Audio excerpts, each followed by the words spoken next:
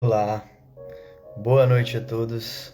Sejam muito bem-vindos a mais um Evangelho no Lar, que fazemos todas as quartas-feiras, às 20 horas, sempre com muito carinho, com muito amor, para que a palavra e as mensagens de Jesus possam chegar a mais gente. Com muita alegria que estamos aqui. Estou muito feliz. Jaque, seja bem-vinda. Tainara, meu amor, seja bem-vinda. Vê se o som tá ok aí. Se a música tá muito alta. Então tá bom. Sejam todos, mais uma vez, sejam todos muito bem-vindos. E é com muita alegria que estamos aqui. Jaque tá sempre com a gente. Muito obrigado por isso, a cada um de vocês. E eu vou dar início agora às nossas orações do Evangelho. E espero que todos estejam bem, espero que todos estejam agasalhados aí nesse frio. E eu vou dar início ao nosso Evangelho no Lar, que é uma prática espírita, mas que pode ser feito por católicos, evangélicos com a Bíblia, com algum livro que edifique. Obviamente que ligado a Jesus é sempre melhor, mas qualquer livro que edifique e que traga algo bom para nós é suficiente. Então, quem puder fechar os olhos, sintonizar com a espiritualidade superior que está sempre conosco, nos amparando. Vamos fazer o nosso combo de orações aqui do Evangelho Nova Era, iniciando pela oração deixada pelo nosso Mestre Jesus. Pai nosso que estais nos céus, santificado seja o vosso nome. Venha a nós o vosso reino. Seja feita a vossa vontade, assim na terra como nos céus. O pão nosso de cada dia nos dai hoje. Perdoai as nossas ofensas, assim como nós perdoamos a quem nos tem ofendido. E não nos deixeis cair em tentação, mas livrai-nos de todo mal. Jesus, Maria e José. Ave Maria, cheia de graça, o Senhor é convosco. Bendita sois vós entre as mulheres, bendito é o fruto do vosso ventre, Jesus. Santa Maria, Mãe de Deus, rogai por nós, pecadores, agora e na hora de nossa morte. Amém. Jesus, Maria e José, Santo anjo do Senhor, meu zeloso guardador, se a ti me confiou a piedade divina, sempre me rege, me guarde, me governe, me ilumine. Amém. São Miguel Arcanjo, protegei-nos no combate, defendei-nos com vosso escudo. Ó Príncipe Celeste, pelo divino poder, afastai de nós tudo o que não nos faz bem. São Miguel em cima, São Miguel embaixo, São Miguel à esquerda, São Miguel à direita, São Miguel à frente, São Miguel atrás. São Miguel, São Miguel, São Miguel, aonde quer que eu vá, eu sou o seu amor que me protege aqui e agora. Sinto muito, me perdoe, eu te amo, sou grato. Sinto muito, me perdoe, eu te amo, sou grato. Sinto muito, me perdoe, eu te amo, sou grato. Ó Pai, Criador de todo o universo, nosso Pai verdadeiro, eu peço a permissão para esse início de Evangelho. Invoco a proteção dos nossos mentores, dos nossos guias, de todos os espíritos superiores que nos auxiliam, de toda a nossa família espiritual que nos acompanha. Que minhas palavras possam ser claras, brandas, pacíficas, que o conteúdo possa chegar de forma leve e amorosa, assim como foi na passagem do Mestre. Eu peço para que abençoe o lar de cada um que está ouvindo essa mensagem, que receba a luz de Jesus e dos espíritos superiores. Invoco a proteção no meu lar, no lar de todo mundo a que está assistindo, que se forma uma redoma, seja do seu apartamento, da sua casa, uma redoma de luz que protege e afasta todos os espíritos inferiores e protege o seu lar. Daí então a grande importância do Evangelho no lar que praticamos, se for do nosso mérito, meu Pai. E para complementar, eu peço que a espiritualidade fluidifique a água de cada um que assiste, a minha, dos que assistem agora e dos que assistirão depois. Muito obrigado, Senhor. Que assim seja. Vamos fazer essas orações. Lenita, seja muito bem-vinda à nossa live de Evangelho no Lar. Fiz aqui as nossas orações de início. E o Evangelho no Lar, ele é um livro que foi psicografado, não foi por Allan Kardec, foram por vários médiuns, com a forma que Kardec compilou a doutrina espírita. Não era um grupo só de médiuns, eram muitos, e todas essas mensagens foram compiladas, e foi em volta de 1860, mais ou menos. E o Evangelho segundo o Espiritismo nada que mais é do que o Novo Testamento, numa visão comentada pelos Espíritos. E eu tô aqui no mesmo capítulo do último que eu fiz, sempre abro aleatoriamente, e é o capítulo 17, Sede Perfeitos. Anteriormente eu li O Homem de Bem, e agora eu vou entrar bem nessa continuação, que é Os Bons Espíritas, que eu amo, inclusive. O Espiritismo bem compreendido, mas sobretudo bem sentido, conduz forçosamente aos resultados acima. No caso ele está falando sobre o homem de bem, né? Sobre todas as virtudes. Para quem não assistiu, pode assistir a última live ou pesquisar sobre o homem de bem no Evangelho segundo o Espiritismo. Que caracterizam o verdadeiro espírita como o verdadeiro cristão. Olha que afirmação forte. Que são a mesma coisa. Inclusive, desde o início, né? Quando eu comecei a estudar o Espiritismo, com uns 15 anos de idade. Na verdade, menos. Mas, desde o início, algumas pessoas, quando ficavam sabendo, e perguntavam, mas o espírita é o quê? O espírita é cristão. Aliás, o Brasil é o que é o coração do mundo e pátria do Evangelho. Ele é um país cristão. Nosso cartão postal aqui do Rio de Janeiro é o Cristo, né? Jesus, aqui é uma terra prometida por Jesus. Nós somos...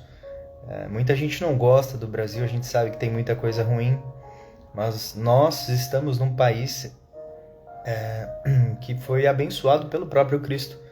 Tanto que é o país que tem mais espíritas no mundo, onde a mediunidade aqui ela é muito bem recebida. Tem a Umbanda, tem Candomblé, tem católico, evangélico, tem muitas vertentes aí. E o Brasil é um país pacífico. E eu acredito que a regeneração... Dizem muito sobre a regeneração, né, que estamos na fase de transição. Eu acredito particularmente que o Brasil é o piloto. Nós que vamos começar a regenerar o mundo. Os mais jovens agora que entram, quando estivermos mais velhos e estivermos sobre os mais velhos do mundo, com certeza acredito que a regeneração estará mais perto. Emily, muito legal ter você, como sempre. Boa noite, irmã. Seja bem-vinda. E vou dar continuidade. O Espiritismo não criou nenhuma moral nova. Facilita aos homens a inteligência e a prática da moral do Cristo, dando uma fé sólida e esclarecida àqueles que duvidam ou vacilam. Então, eu acredito que o Espiritismo ele tem muito esse papel de resgatar. Que legal, Emily. É sempre muito bom ter você aqui, tá? Espero que seus filhos estejam bem, toda a sua família. E que Jesus esteja sempre com você. Com muito carinho. Eu acredito que o Espiritismo ele tem uma função importante aqui na Terra e no Brasil. Que ele começou na França, né? Mas Chico Xavier reencarnou no Brasil justamente pela pátria do Evangelho, né? A gente não entende ainda quem foi Chico Xavier e quem é, né? E ele tem uma perspectiva de trazer realmente uma fé sólida, esclarecida àqueles que duvidam ou vacilam.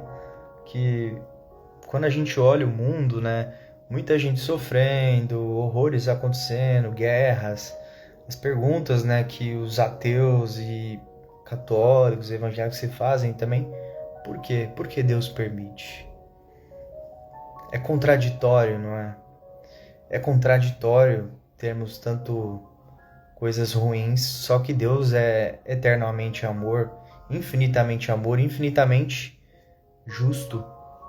E o Espiritismo ele vem através da razão trazer essa luz àqueles que duvidam do mundo, duvidam da justiça de Deus.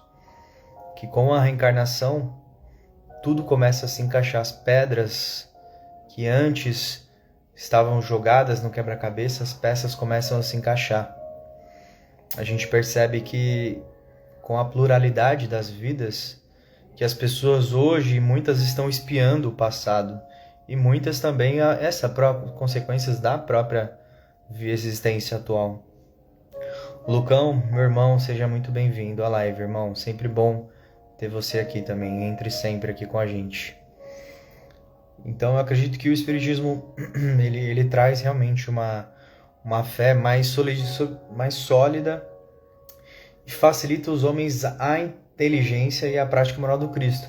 E é justamente isso. O Espiritismo ele vem pegar essa na inteligência, no raciocínio, da gente raciocinar. Porque se Deus é justo, tudo tem que ter uma explicação, não é? Então, quando nós olhamos o mundo hoje com tanto mal, tanta maldade, o Espiritismo ele consegue linkar Deus sendo bom e justo ao mundo que nós vivemos. E a única forma que Kardec coloca muito claro isso na sua obra é você admitindo a pré-existência da alma, né? Que, igual, por exemplo, uma criança nascer com uma deficiência, onde estaria a justiça de Deus se não fosse a anterioridade da alma, né? A pré-existência da alma e a pós-existência da alma. Então, nós estamos num ciclo aqui de reencarnações, estamos tendo a oportunidade de estarmos aqui no Brasil, que é um país cristão por natureza, e é onde é o país que mais tem espíritas no mundo. Estamos aqui com uma oportunidade de evolução que nunca, nenhuma encarnação que a gente já teve, a gente nunca teve uma oportunidade tão grande de evoluir quanto essa que estamos agora. Então, sabemos que o nosso país tem muitos problemas, porém, como eu afirmei, aqui é a pátria do Evangelho, aqui é onde tudo vai se restabelecer. Então, nós estarmos no Brasil tem um sentido. Nós estamos também juntos na Missão Cristo. Porque você já parou para pensar que de todos os países do mundo, você nasceu no Brasil? Tantos países, vamos pensar no ponto de vista de um materialista, você nasceu no mundo ali, jogou num dado, né? Caiu, você nasceu, tantos países que tinha, você nasceu no Brasil. Então tem um significado. Nós vivemos num país cristão, num país que vive a espiritualidade, que vibra essa espiritualidade e que é abençoado pelo próprio Cristo. Eu vou dar continuidade aqui, senão eu vou me estender muito nas falas. Mas muitos daqueles que creem nos fatos das manifestações mediúnicas, né, não compreendem nem as suas consequências, nem o seu alcance moral. Ou, se as compreendem, não aplicam a si mesmas. A que se prende isso? A falta de precisão da doutrina? Não, porque ela não contém alegorias, nem figuras que possam dar a falsas interpretações. Sua essência mesma é a clareza, e é a que faz poderosa, porque vai direto à inteligência. Nada tem de misteriosa, e seus iniciados não estão de posse de nenhum segredo oculto ao vulgo. Então acho que é justamente o que ele falou, né? O Espiritismo ele vem direto e reto, ele não tem alegoria, a gente não interpreta de várias formas. Pode ter alguns interpretarem algumas coisas, né? alguns caminhos, mas de forma geral ele é bem direto e reto e não tem vertentes do espiritismo. Eu sou espiritismo A, B, C, D. Ele é direto e reto e ele atinge justamente porque ele entra numa linha de raciocínio e onde toda essa linha de raciocínio começa na primeira pergunta que um filósofo deveria se fazer: Deus é justo? Se Deus é justo, que nós entendemos que sim, católicos, espíritas, evangélicos, umbandistas, seja lá qual religião, tem como premissa Deus ser justo. Então, se Deus é justo, tem que haver uma explicação. Tem que haver uma explicação racional que explique tudo o que está acontecendo no mundo, todo o mal e tudo. Então, o espiritismo ele entra numa linha de raciocínio. E é por isso que ele fala que ele vai direto à inteligência. Inclusive, eu sempre gostei muito de conversar com pessoas que são muito inteligentes. Eu sempre tive curiosidade de saber como ele pensa, na forma de crença, trazer estruturas de pensamento racionais para tentar entender como ele pensa. Mas hoje em dia eu não tento mais converter ninguém. Eu acho que cada um a própria vida já ensina.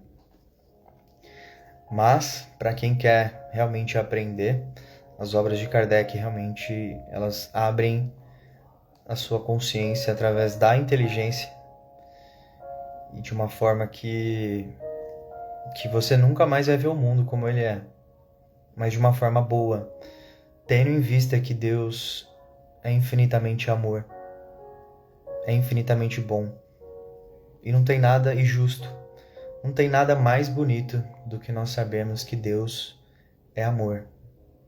É a coisa mais linda que pode existir. A gente saber que o nosso Pai, o nosso Criador do Universo, ele é... No Evangelho segundo o Espiritismo, eles dizem que ele é a própria emanação da caridade em todas as suas virtudes. Então vou dar continuidade.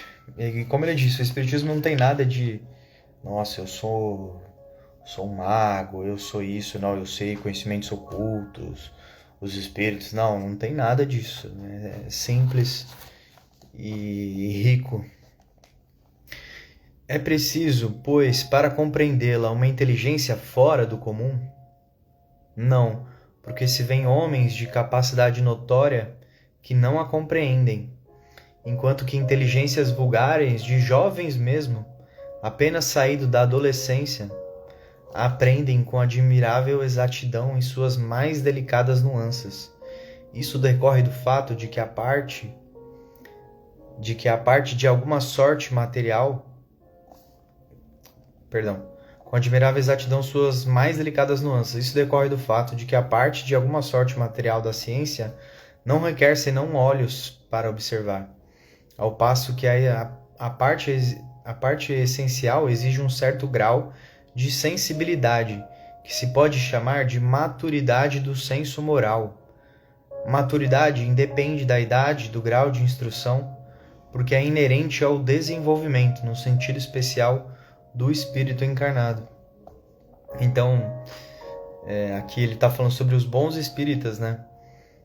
E realmente é engraçado, porque tem pessoas que são muito inteligentes que se, mesmo lendo, eles não conseguem conceber e muito menos querer mudar alguma coisa neles mesmos, né? Enquanto pessoas saindo da adolescência e ouvem sobre o espiritismo, vem alguma coisa e toca tão forte que ele nunca mais é o mesmo. Que acredito ser o meu caso em particular. Em alguns e boa parte, os laços da matéria são ainda muito tenazes para permitir o espírito de libertar das coisas da terra. O nevoeiro que os circunda lhes furta a visão do infinito. Por isso eles não rompem facilmente nem com seus gostos, nem com seus hábitos. Não compreendem alguma coisa melhor do que aquilo que têm.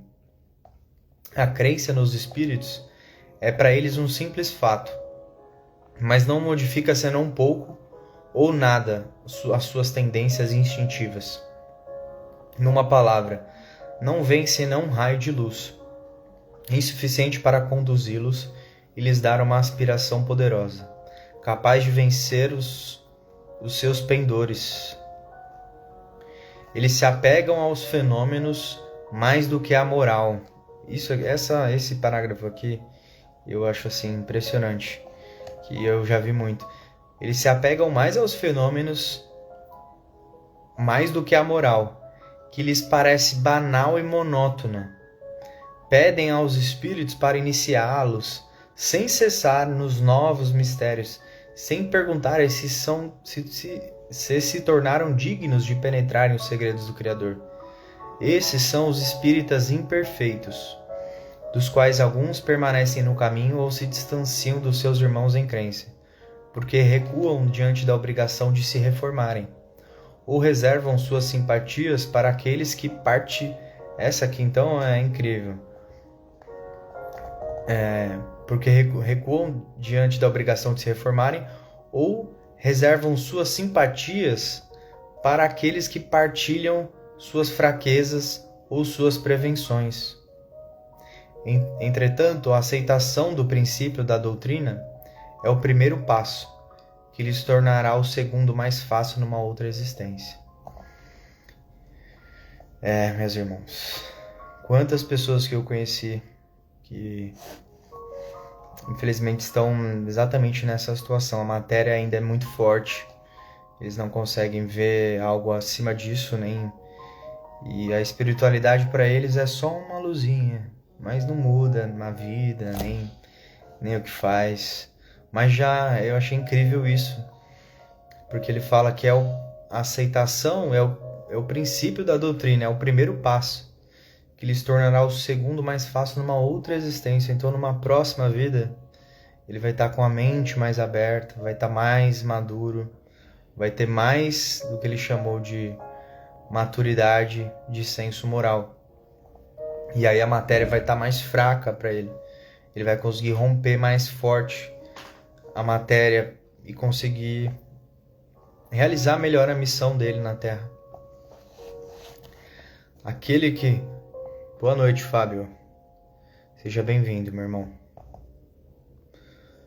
Aquele que pode ser, com razão, qualificado de verdadeiro e sincero espírita, está num grau superior de adiantamento moral. O espírito que domina mais completamente a matéria lhe dá uma percepção mais clara do futuro. Os princípios da doutrina fazem vibrar nele as fibras que permanecem mudas nos primeiros. Numa palavra, ele é tocado no coração. Também é sua fé inabalável. Um é como um músico que se comove com certos acordes, ao passo que o outro não ouve senão sons. E agora, a famosa frase do Espiritismo, que eu diria assim uma das mais famosas. Ele está exatamente contido nesse capítulo do Sede Perfeitos, capítulo 17,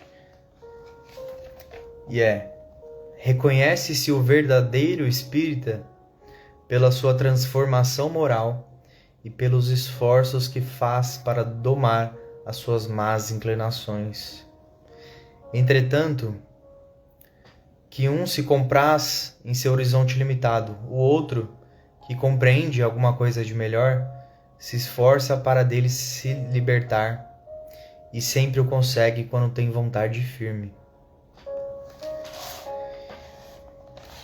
Esse foi o estudo de hoje, os bons espíritas, e a reflexão que eu trago é que possamos ser bons espíritas, que possamos ser tocados na alma, que possamos, como a famosa frase, que o verdadeiro espírita é aquele que se esforça para domar suas más inclinações, porque nós não somos perfeitos, irmãos. Perfeito só... Tô sem meu quadro hoje, já ia fazer assim. Perfeito só um foi na Terra, só um, que foi Jesus. Tiveram muitos missionários também, mas que também não eram perfeitos. Então, meus irmãos, não ser perfeito está tudo bem. É como a humanidade é hoje, está tudo bem. Mas o problema é a gente não fazer nada para querer mudar, não é? Então, como por exemplo, uma pessoa que tem problema de bebida, se esforce para conter aquela sua má inclinação.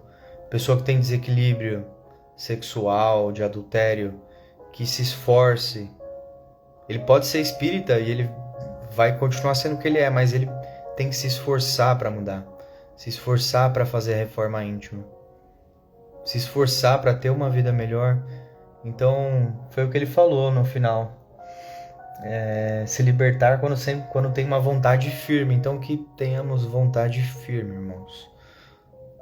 De pouco em pouco, ninguém vai acordar amanhã igual Jesus Cristo, assim, saltando raio de luz. Não é isso. Mas Deus, ele valoriza mais aquele espírito que está lutando para mudar e se transformar para melhor, do que um espírito que está aqui encarnado, que às vezes é mais evoluído, mas que se perdeu não está nem aí para nada. Então, para nós sermos bons espíritos, a gente precisa focar em nós mesmos. A Emily comentou: eu estou tentando deixar de ser rancorosa, mas exige um esforço imenso. Exato, e é um esforço que ele não é recompensado pela Terra, né? O próximo capítulo aqui ele fala sobre isso, sobre o dever. Que o dever moral, né? Ele diz pra gente não ser rancoroso, mas se você for ou não for, ninguém vai te aplaudir e nem falar: nossa, parabéns por não ter sido rancorosa. Não, tá tudo na sua consciência. Então, aquele que vence as suas próprias más inclinações, ele não é aplaudido, ninguém sabe que ele venceu. Mas, meus irmãos, saibam que não cai uma flor, uma folha de uma árvore, sem a permissão de Deus e sem que ele não saiba. Então, meus irmãos, Deus sabe tudo, tudo fica contido no nosso espírito, nada é secreto. Quando a gente parte, quando nós partirmos, nós seremos livros abertos sobre todos os nossos maus e todas as coisas boas. Então, que possamos refletir e mudar quem nós somos para melhor. Pois, como comentou, que a gente vai reconhecer um verdadeiro espírita por aquela pessoa que se esforça para domar suas más inclinações. Então, já está dando 8h30, vamos encerrando. Gratidão. O Lucão comentou: você perde quando não se providencia a melhorar. Exato, irmão. Como ele até comentou, né? Tem gente que vai precisar de uma outra vida. De muitas, na verdade, né? Porque tá tão preso na matéria, a matéria é tão forte para ele, e só tá em volta da matéria, dos instintos, né?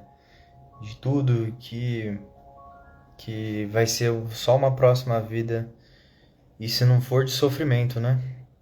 Então, agradecendo Lucão, Jaque, Tainara, Emily, Fábio, Gabriela, Helenita, todos que estiveram aqui conosco esta noite. Eu vou fazer a oração de encerramento, fazer uma vibração para todos nós. Então,